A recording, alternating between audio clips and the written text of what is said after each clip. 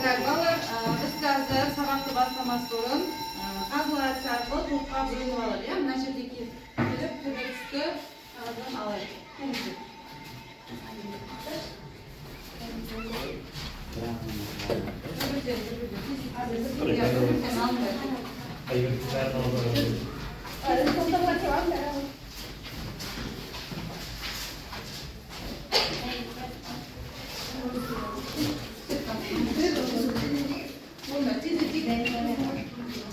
Кім алмады екі оқушы?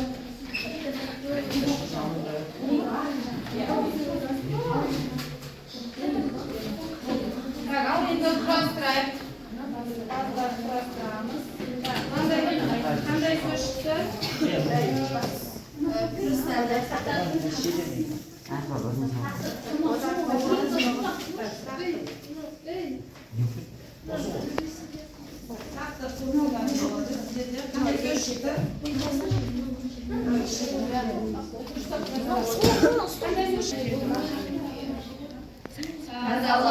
Тоқтардың сұрақы тазарау болады.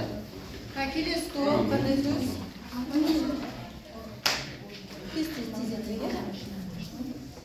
Қандай сөз? Қорғану деген сөз шықты. Топтарымыздың аты бір-бірімізге бүгінгі сабаққа жақсы тілек айтайық. Тазалық тобынан кім айтады? Нұрай айтады. Сендердің топқа бүгінгі ашық сабақта сәттілік тілеймін. Жақсы, Жанар айтады. Бүгінгі күндеріңе сәттілік, сабақтарында бесікке болсын. Келесі. Бүгінгі күндеріңе күшті көңіл-күй сыйлаймын, сабақтарыңа сәттілік. Жақсы балалар, мен де сіздерге сәттілік тілеймін.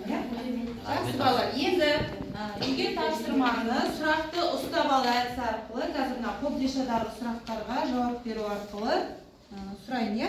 Тез бір сұрақ ала ғой. Оқып, орнынан тұрып, оқып сұраққа жауап беру ғой. Орнынан тұра қоймай. Иммунитет туралы ілімнің негізін салушы. Ильич Михайликов. Кім айтады?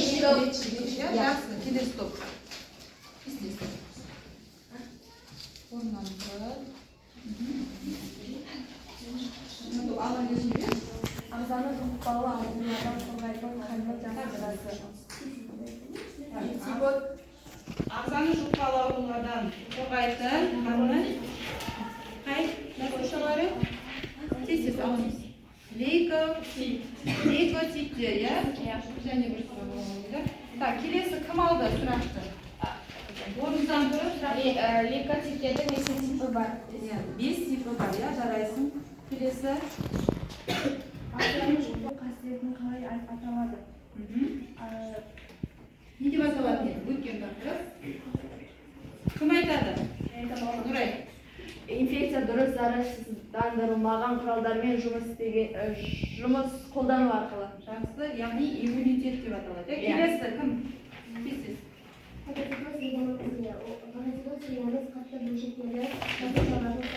Ағзаның ұстап қалу, иә, жарайсың. Жиынтыс ауруының жұғу жолдары, жыныстық қарым-қатынас және қанды қан құйылған қанды донор беретін қанды дұрыс құймаған елдер болады, иә. Жарайсыңдар балалар. Жуушылар дегенде нені түсінеміз? Бактерия,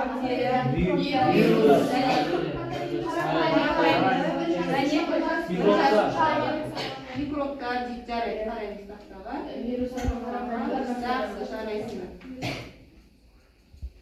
Балалар, бүгінгі тақырыбымыз дәптерімізді ашып, күтіретін тақырыпта жазып аламыз, иә? Жұқпалы аурулар және олардың алдын алу шаралары 19-ші тақырып.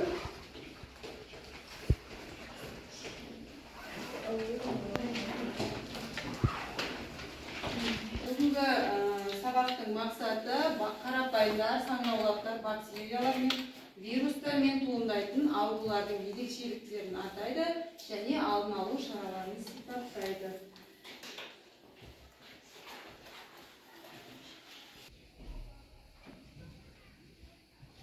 Айналадағы, денедегі және адам ағзасындағы барлық заттар көзге ілінбейтін организмдерге толы.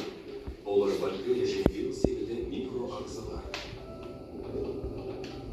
Бұлардың кейбірі патогенді болады, яғни ауру тудырады.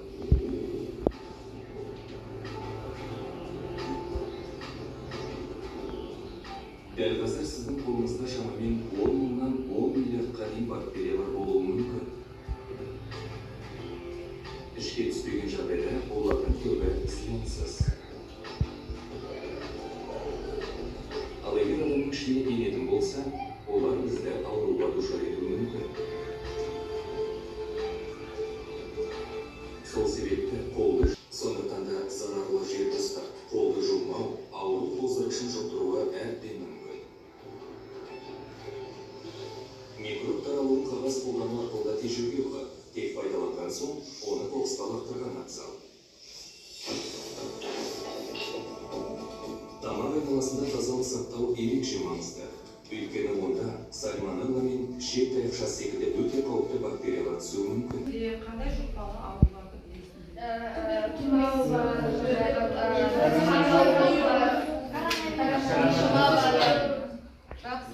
Енді осы аурулардың қоздырушысы нелер?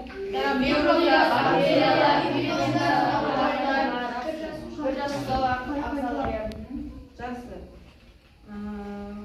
Енді елімізде 2019-2020 жылдар аралығында бір індет болды, иә? Коронавирус, яғни оның қоздырушысы вирус, жақсы балалар. Енді олай болса балалар топтық жұмыс орындаймыз. Қазір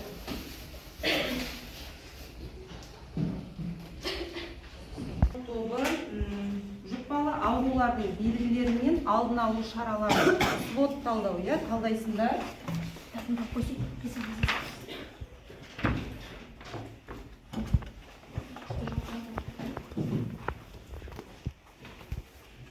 Келесі топ қорғау. Ақыл картасы арқылы ауру қоздырушыларды сипаттайсыңдар. Балалар, бүгін сабақта балалар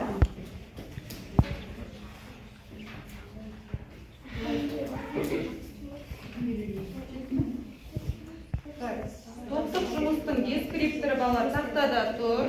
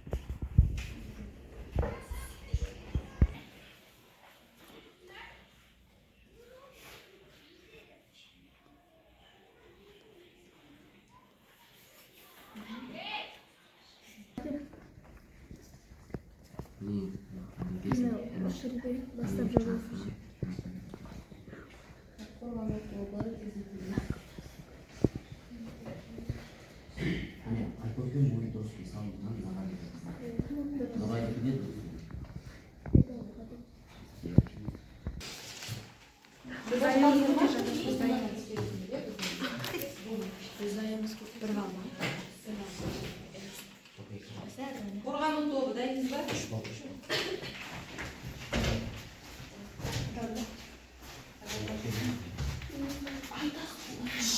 Тыңдаймыз, бір-біріміз тыңдаймыз, көп ережесін сақтаймыз. Тыныш. Бастаймыз. Амеба дизентериясының қоздырушысы қарапайымда дизентериясы болып табылады. Оның белгілері қан арнасы, көбінесе іш өту, жүрегі айну, бас айну және су және дене температурасының көтерілуі. Оның алдын алу үшін тамақ жер алдында қойып жуу керек, жемістермен көкөністерді жуып жеу керек және қайнаған су ішу керек. Тырысқақ ауруының қоздырушысы. Тырысқақ дегеніміз ол өтірге ұқсайды. Ол аш ішекті зақымдайды және де ол сулы ортада көп тіршілік ете алады. және де ол жұғу жолдары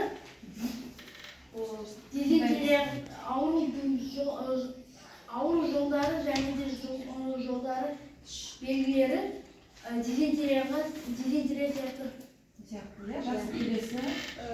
Күл дифтерия қоздырушысы. Ол таяқша тәрізді бактерия. Күл бактериясы жұтқыншақты немесе теріні кесіп кесілген не сырылған жерлеріне, сосын мұрынмен тыныс алу, көз, тіпті жыныс мүшелеріне дейін зақымдайды. Оның жұғу жолдары ауру адаммен байланысу, тіпті ауру тасушы сау адамнан да жұғуы мүмкін. Оның алдын алу үшін айналаңызда ауру адам болса, гигиеналық және санитарлық режимді сақтау керек. Жақсы келесі. Лишманиоз қоздырушысы лишмания деп аталатын талшық тәрізді қарапайымдар. Оның белгілері денеде ірі жаралардың пайда болуы, табиғаттағы қоздырушылары тышқан тәрізді кемірушілердің ағзасында тіршілік етеді. Герпес вирусы бұл кезде теріде немесе сілемейлі қабықта мөлдір сұйықтыққа толы топталған көміршіктер түзіледі. Фитофтора саңырау тудыратын өсімдік ауруы. Бұл көбінесе картоп, саңырау, цитрустық өсімдіктерде және алмада болады. Бұл ауру өсімдіктің сабағына немесе жапырағының ұшында құм қайрақтар немесе шұжықтар пайда болады. Және соңында көріп қалады. Жақсы. Өздеріне үш алып қашамыз, е? Мен сіздерді дәрімен арқылы алайын. Келесі көп, келеміз. Осып отырыңдар. Мына жерге аты жөнін жазып. Жұқпалы аурулардың алдын алу. ішкі жақтары ол вирустар, бактериялар, қарапайым бір патогендік жасушалы ағзалар, саңырауқұлақтар арқылы жұғады. Жақсы. Әлсіз жақтары ол иммунитеті төмен, гигиенасы сақтамағандықтан жеміс-жидектерді аз күйінде жеу. Мүмкіндіктері алдын алу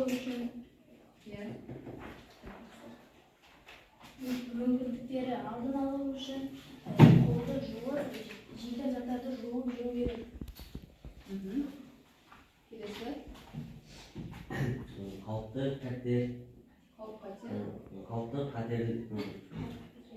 қатерлері егер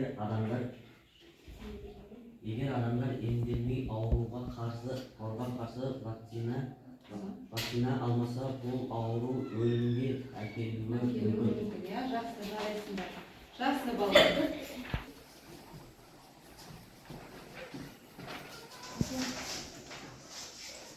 Келесі қорғану тобы ауру қоздырушылар туралы сипаттайды. Тыңдаймыз. Әртүрлі паразит ағзалардың өзінің ауру тудыратын қоздырушылары бар. Ол қоздырушылар кез келген жағдайда және де көбінесе ол қан және тыныс алумен ас қорыту жүйесіне көбінесе адам терісіне енеді. Және де ол тек ас қорыту жүйесімен ғана емес, ол тері арқылы да және де жарақаттанған кезде де ол қоздырушылар теріге енеді. Ауыр қоздырушылардың бірнеше түрі бар. Олар бактериялар, вирустар, қарапайым жасушалы ағзалар және патогенді саңырауқұлақтар.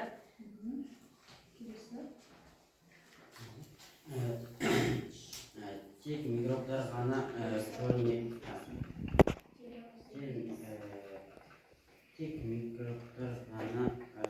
көрінетін ұсақ микробтар және олар көптен әрі алуан ауруларды вирус дегеніміз көзге көрінбейтін бактерия, вирус ол жұғады, көзге көрінбейді. Неше түрлі ауруларға алып келеді. Жақсы, келесі. бірақ дәрістердің ішіндегі жасушасының тіршілік иесі және бұл вирус кез келген жағдайда пайда бола алады. Амеба дизентериясы қоздырушысы қарапайымдар. Дизентерия амебасы болып табылады. Оның қоздырушысы тоқ ішекті зақымдайды. Коронавирус қоздырушы вирус жұғады. Жолдары Қоздырушы вирус арқылы жұғады. Және жұғу жолдары түшкіру арқылы, қол алысу және тағы да басқа іс-әрекеттер арқылы жұғады. Жақсы. Күл қоздырушысы таяқша тәрізді бактерия. Белгілері теріде жараларды пайда болуы. Жақсы, өте жақсы. Отыра қойыңдар. Алайық. Сербетті сәті.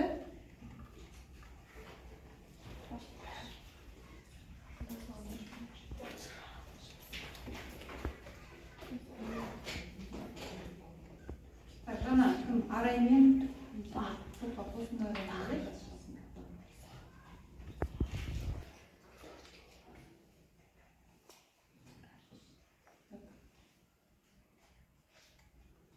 Арай келе ғой. Ауру қоздырғыштарға жатпайтын мына жерде. Қайсысы? Дұрыс, арай. Баса. Жақсы. Келесі отыра ғой. Келе ғой. Амеба дизентериясы зақымдайды. Нені зақымдайды? Яғни тоқ ішекті зақымдайды екен. Жақсы отыра ғой. Келесі кім келеді? Табаққа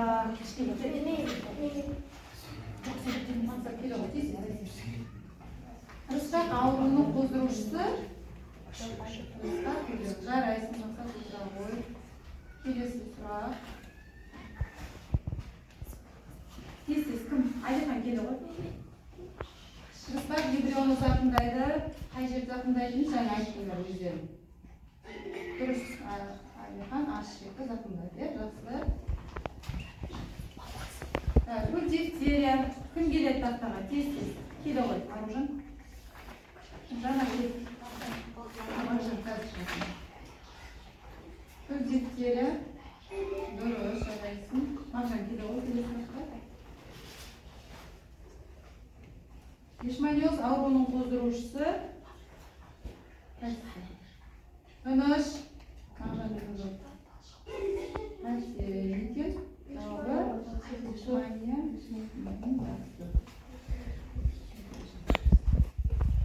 Келесі тағы біреу қалды. Кім шықпады? Келі ғой. Бексұлтан келе ғой. Герпестің қоздырушысы. Тез біреу белгілеу ғой. Қай жауабы дұрыс деп ойлайсың. Жарайсың. Өте жақсы. Жақсы балалар. Бұл бізде сербету сәті, иә? Тағы біреу қалып қой. Келе ғой жаңа.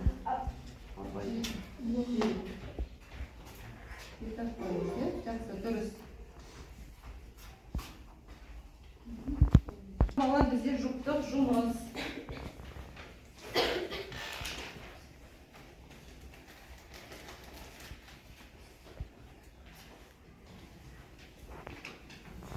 Екеу орындайсыңдар. Екеу орындайсыңдар.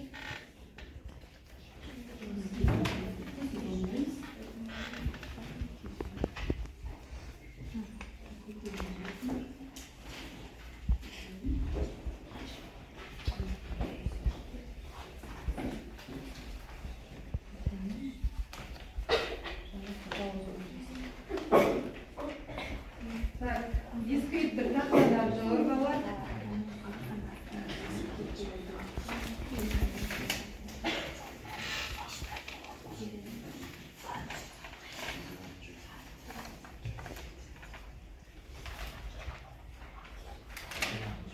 Дифтерия амебасы және герпес. Яғни зақымдайтын орны, келтіретін зияны және таратушысы. Бактерия ма, вирус па жаңа өздерің айттыңдар, иә? Соны нақтылап жазамыз. Дискриптор 3 балл. Жүкті жұмыстан.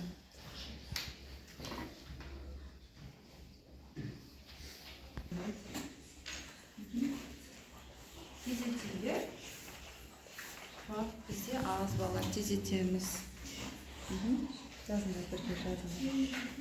Қазақша айтсақ, адам сұқтаған кезде, иә? Қайсы? Қайсы? Нені зақымдаймыз?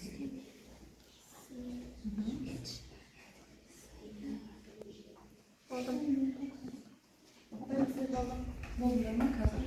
Кім болды тағы да? Тоқтар.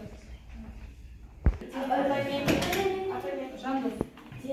Өздерін тексеріңдер, иә? Теріні зақымдайды. Келтіретін зияны? Келтіретін зияны ірі жара пайда болады. Таратушысы? Қансорғыш жәндіктер. Қансорғыш жәндіктер немесе кемірушілер деп айтылады. Осылай жаздық па? Иә. Так, мен мына жақта тексердім. Сендердікі дұрыс, түсіндірдім осылай бағалай дейін. Так, кім толық жазды балалар? 3 балл өзіне қосады. Толық жазғандар, иә, Нұрай, Жанар, толық жазғандар 3 балл қосады. Ал мына кейбір графаны толтырмаған. Сендердікі түгел, қандай болып жазбаймыз? Так, сендердікі. Сендер 2 балл аласыңдар, өйткені толық жазбадыңдар. Тағым, мағжанмен бұлар 3 балдан қосасыңдар өздеріңе. Таңнұр. Екеуі дұрыс 3 балл қосасыңдар. Тек мына жерде сендерде толық жазыңдар ма? Тұр оқыңдаршы. Әлихан оқышы. 3 балл. Толық шек. Иә. Келтіретін лишманың келтіретін зияны. Иә. Ірі және Тез оқиды. жендірі амебасы құсу, бас айналу. Келтіретін зияны. Так, толық емес, кішкене 2 балл қосасыңдар екеуі. Жақсы балалар, өздеріңізге балл қостыңыздар ғой, иә? Кімге берген? Жақсы. Енді балалар бізде сәйкестендіру. Жеке жұмыс, сәйкестендіру тапсырмасы. Апай бағым өзіне. Апай. Бірі.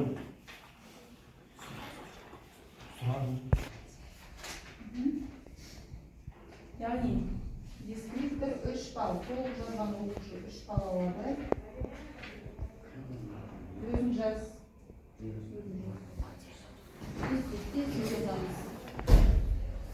Тез орындаймыз.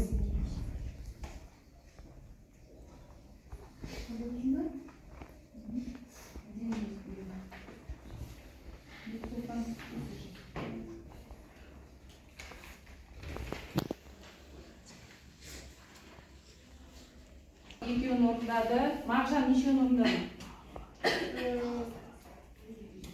Мағжан біреуін орындапты. Ахмет үшеу. Сен де үшеуін орындадың, иә? Қыздар түгел, иә? Түгел орындаған оқушыларды көрдім, иә? Бағалай. 3 балл өздеріңізге қосасыңдар. Алихан Бексұлтан 2 балл қосасыңдар өздеріңе. Так, түгел ма? Түгел.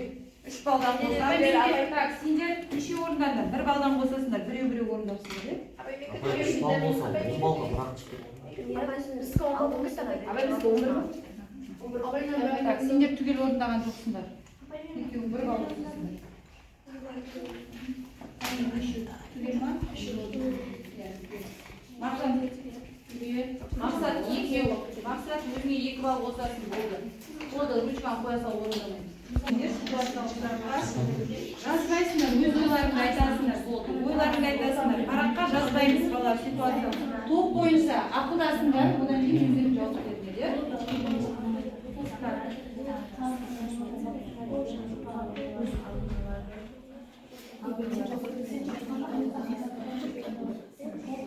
Сендер тұратын ауылға сырттан алып келген қарбыздар ысқақ ауруының қоздырушылары анықталады.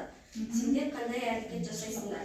Ысқақ ауруында қоздырушы пайда болған кезде біріншіден қарбызды жеуге болмайды. Сосын ол ысқақ ауруы жұқпалы ауру. Содан кейін ол қарбызды жеуге болмайды. Сендердің шешімдерің қарбызды жеуге болмайды. Қосыласыңдар ма тағы? Иә, арай айтады. Арай. егер қарбызды алып келген жағдайда өзіңіз одан белгілерін байқасаңыз, қарбыздың сыртында тырысқақ ауруының бактериялары болған жағдайда оны жеу мүмкін емес.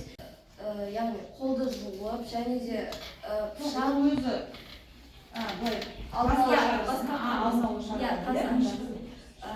қолды жуып және де пышақ және қасық деген заттарды тағы басқа және сондай таза заттарды пайдалану қажет. және жеке бас гигиенаны сақтау керек. Тағы топтан ойларын қосатындар бар ма? Вакцинаны не үшін саламыз ауруға? Не үшін вакцина саламыз?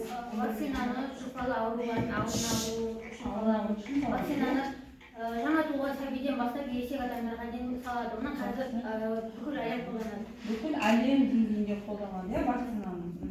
Жақсы, тағы топтан ой қосатындар бар ма? Кім өзінің ойын айтады? Вакцина туралы. Вакциналардың өздерінің түрлері де бар. Ауруға байланысты. Мысалы біз мектепте тұмауға қарсы вакцина аламыз. Жақсы, өте жақсы, жарайсыз. Келесі қорғану тобы.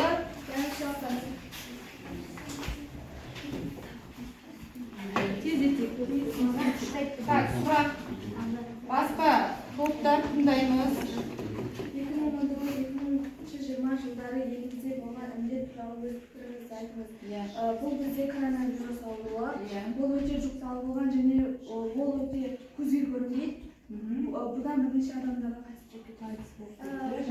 Бұл коронавирус ауруы өте жұқпалы және оның басында пайда болған кезде оның шешімін адамдар білмеген, сондықтан одан көптеген адамдар қайтыс болды. Бұл аурудың кесірінен көп адамдар қайтыс болды.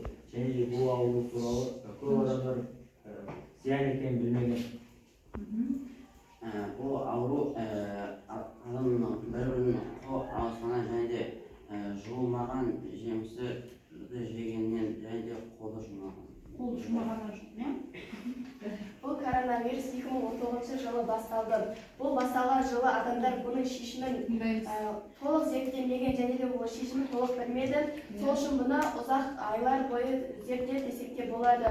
Осы 2021 жылдың ортасында осы шешімін тауып соған арналған вакцина шығарылды. Бұл вакцина ересек адамдар, көбінесе ересек адамдар алынды.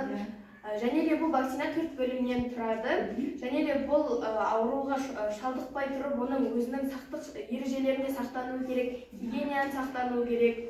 Және де сол кезде көбінесе адамдар басқа адамдармен өздеріне карантин қою керек. Бұл басқа адамдармен шектеу жасау керек. Мысалы, кездескен жағдайларда кемінде 1 километрден қашықтық сақтау керек. Жарайсың, отырып қалар. Өте жақсы. Әлемге тараған ауру болды. Балалар, бір ауыз сөз әдісі арқылы бүгінгі сабақта не түсіндіңдер, қандай ықпаларды білдіңдер, және өздерің тағы білгілерің келетін зат бар ма деген сияқты. Кім айтады? Кім, Жандос? Мен тырысқақ ауруы туралы түсініп отырмын. Тырысқақ ауруының қоздырғышысы тырысқақ вибрионы. Жақсы, әр топтан бір оқушы, Жанар, тез айтыңыз. Біз бұл тақырыпта жұқпалы аурулардың сақтану қорғану керек екенін түсіндік. Және де аурулардың түрлерімен таныстық, және де олар қандай адамдарға қандай зияны тигізеді. Келесі топ, дереу айтамыз. Бұны жұқпалы аурулардың алдын алу туралы түсіндік. Жұқпалы аурулар жұқпау үшін қандай әдістерді қолдану үшін, қандай шаралар қолдану керек екендігін. Балалар, мына бағалауға өздерінің аттарыңды жазып, өздерің қойыңдар жаңағы қанша бала алғандарыңды. Аттарыңды жазып, маған өткізесіңдер. Қағазға жазып, аттарыңды жазып, қағазды маған өткізіңдер. Сабаққа қатысқандарыңа рахмет, балалар, өте жақсы. Апай, витаминдерді естейміз.